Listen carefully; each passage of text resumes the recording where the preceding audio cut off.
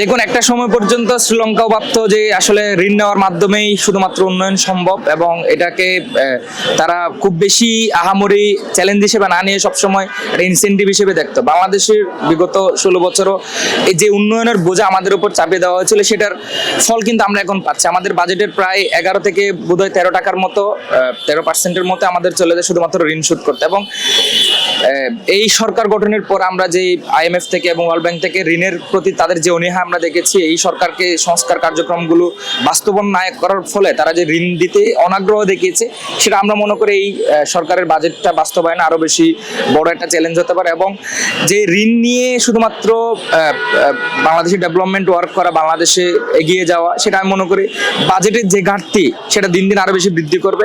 সেই জায়গা থেকে শুধুমাত্র ঋণই সমাধান না হোক, ঋণের পরিবর্তে কিভাবে আমরা বাংলাদেশকে মানে উৎপাদনমুখী অর্থনীতি আমরা কিভাবে করতে পারি, সেটাতে আমি মনে করি আরো বেশি আমাদের মনোযোগী হওয়া উচিত।